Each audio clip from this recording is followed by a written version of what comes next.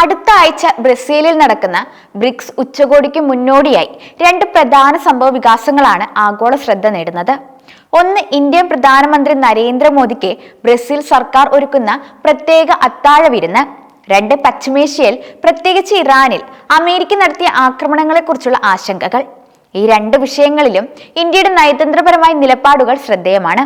Brazil president Luiz Inacio ലുലാ ഡാ സിൽവയോടൊപ്പം Indian പ്രധാനമന്ത്രി നരേന്ദ്രമോദി പങ്കെടുക്കുന്ന സ്റ്റേറ്റ് ഡിന്നറാണ് ബ്രസീൽ സർക്കാർ ബ്രിക്സ് ഉച്ചകോടിക്ക് ശേഷം ഒരുക്കുന്നത്. ഇത് ബ്രസീലും ഇന്ത്യയും തമ്മിലുള്ള ഉഭയകക്ഷി ബന്ധത്തിന് നൽകുന്ന പ്രാധാന്യം വിളിച്ചോതുന്നതാണ്. എന്നാൽ ബ്രസീലിന്റെ ഈ നീക്കം ചൈനയ്ക്ക് അത്ര രസിച്ചിട്ടില്ല എന്നാണ് ചൈനയിൽ നിന്നുമുള്ള ചില റിപ്പോർട്ടുകൾ സൂചിപ്പിക്കുന്നത്. ഈ വർഷത്തെ ബ്രിക്സ് ഉച്ചകോടിയിൽ ചൈനീസ് പ്രസിഡന്റ് ഷീ ജിൻപിങ് പങ്കെടുക്കില്ല എന്ന് അറിയിച്ചിട്ടുണ്ട്. ഷീ ജിൻപിങ് ഒരു ബ്രിക്സ് ഉച്ചകോടിയിൽ നിന്ന് വിട്ടുനിൽക്കുന്നത് ഇതാദ്യമായിട്ടാണ്.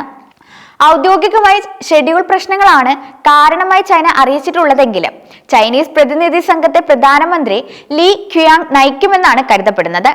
സൗത്ത് ചൈന മോർണിംഗ് പോസ്റ്റ് ഉൾപ്പെടെയുള്ള ചൈനീസ് മാധ്യമങ്ങളിൽ പ്രചരിക്കുന്ന ഊഹാപോഹങ്ങൾ അനുസരിച്ച് ലുലാ മോദി കൂടിക്കാഴ്ചയും അത്താഴ വിരുന്നും കാരണം ഇന്ത്യൻ പ്രധാനമന്ത്രിക്ക് കൂടുതൽ ശ്രദ്ധ ലഭിക്കുമോ എന്ന ആശങ്കയാണ് ചൈനീസ് പ്രസിഡന്റിന്റെ പിന്മാറ്റത്തിന് കാരണം.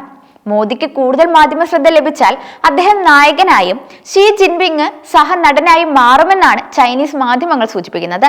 എന്നാൽ ഈ വർഷം തന്നെ 2 തവണ ബ്രസീൽ പ്രസിഡന്റുമായി കൂടിക്കാഴ്ച നടത്തിയതിനാലാണ് ചൈനീസ് പ്രസിഡന്റ് ഉച്ചകോടിയിൽ നിന്ന് വിട്ടു നിൽക്കുന്നതെന്നാണ് ചൈനീസ് സർക്കാർ ഔദ്യോഗികമായി വിശദീകരിക്കുന്നത്. ഈ സംഭവ വികാസങ്ങൾ ബ്രിക്സ് കൂട്ടായ്മയിലെ ശക്തി ബന്ധങ്ങളെക്കുറിച്ചും ഇന്ത്യയും ചൈനയും തമ്മിലുള്ള സ്വാധീന പോരാട്ടങ്ങളെക്കുറിച്ചും പുതിയ ചർച്ചകൾക്ക് വഴി തുറക്കുന്നതാണ്. ഇതിനിടെ ഇറാനിലെ ആണവ കേന്ദ്രങ്ങളിൽ അമേരിക്ക നടത്തിയ ആക്രമണം ആഗോളതലത്തിൽ വലിയ ആശങ്ക സൃഷ്ടിച്ചിരുന്നു. ഈ ആക്രമണത്തെ കൂടുതൽ ലോകരാഷ്ട്രങ്ങൾ അപലപിച്ച് രംഗത്തെത്തിയിരുന്നു. യുദ്ധം ഇനിയും നീളരുതെന്നും സമാധാനം പുനഃസ്ഥാപിക്കാൻ നയതന്ത്ര ചർച്ചകളിലേക്ക് കടക്കണമെന്നുമാണ് ലോകരാജ്യങ്ങൾ ആവശ്യപ്പെടുന്നത്. മേഖലയിൽ യുദ്ധം നീളുന്നത് ഇന്ത്യ അടക്കം സാരമായി ബാധിക്കാൻ ഇടയുള്ളതുകൊണ്ട് എത്രയും പെട്ടെന്ന് സമാധാനം പുനഃസ്ഥാപിക്കണമെന്ന് ഇന്ത്യൻ പ്രധാനമന്ത്രി നരേന്ദ്രമോദിയും അഭിപ്രായപ്പെട്ടു. അമേരിക്ക ഇറാന്റെ ആണവ കേന്ദ്രങ്ങൾ ആക്രമിച്ച പശ്ചാത്തലത്തിൽ പ്രധാനമന്ത്രി നരേന്ദ്രമോദി ഇറാൻ പ്രസിഡന്റ് മസൂദ് പെസഷ്കിയാനുമായി ഫോണിൽ സംസാരിക്കുകയും നിലവിലെ സാഹചര്യങ്ങൾ ഇരു നേതാക്കളും വിശദമായി ചർച്ച ചെയ്തു എന്നാണ് വിവരം.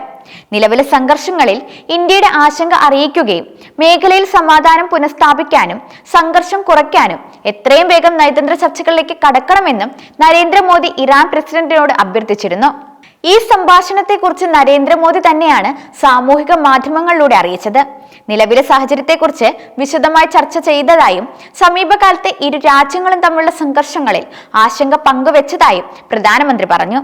ഇരു രാജ്യങ്ങളും തമ്മിൽ സംഘർഷങ്ങൾ അവസാനിപ്പിച്ച് സമാധാനവും സുരക്ഷയും പുനഃസ്ഥാപിക്കുന്നതിനായി സംഭാഷണങ്ങളും നയതന്ത്ര ചർച്ചകളും തുടരണമെന്ന് അഭ്യർത്ഥിച്ചതായും മോദി എക്സിൽ കുറിച്ചു. മേഖലയാകെ സമാധാനം നിലനിർത്തേണ്ടത് അത്യാവശ്യമാണെന്ന് അതിന് പരിഹാരം കണ്ടെത്തേണ്ടത് ചർച്ചയിലൂടെ ആകണമെന്നും മോദി പറഞ്ഞു.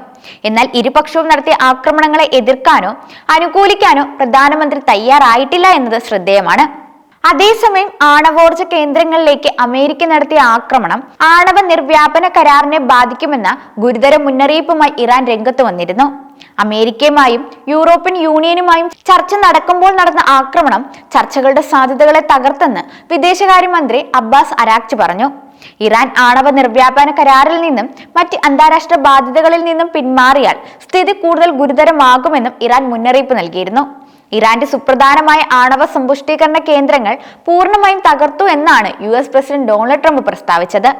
എന്നാൽ ഫോർദോയിലെ ആണവ കേന്ദ്രത്തിന് കാര്യമായ തകരാർ സംഭവിച്ചിട്ടില്ല എന്നാണ് ഇറാൻ അധികൃതർ പറയുന്നത്. പരിഹരിക്കാൻ പറ്റുന്ന തകരാറുകൾ മാത്രമാണ് ഉണ്ടായതെന്ന് ഇറാനിയൻ MP മനാൻ റെയ്സിയും പറയുന്നു.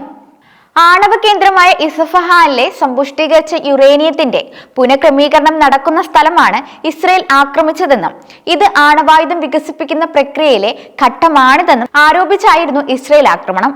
എന്നാൽ ഇസ്ഫഹാനിലെ ആണവ വസ്തുക്കൾ ഉണ്ടായിരുന്നില്ല എന്ന് IAEA director Rafael Mariano Grossi വ്യക്തമാക്കിയിട്ടുണ്ട്. ഇറാൻ ആണവായുധങ്ങൾ നിർമ്മിക്കാൻ ശ്രമിക്കുന്നതായി കാണിക്കുന്ന ഒരു വിവരവും തങ്ങൾക്ക് ഇല്ല എന്ന് 2 ദിവസം മുമ്പ് IAEA ഡയറക്ടർ പറഞ്ഞിരുന്നു. ഈ അഭ്യർത്ഥനകൾ അവഗണിച്ചുകൊണ്ടാണ് US വൻതോതിലുള്ള ആക്രമണം നടത്തിയത്.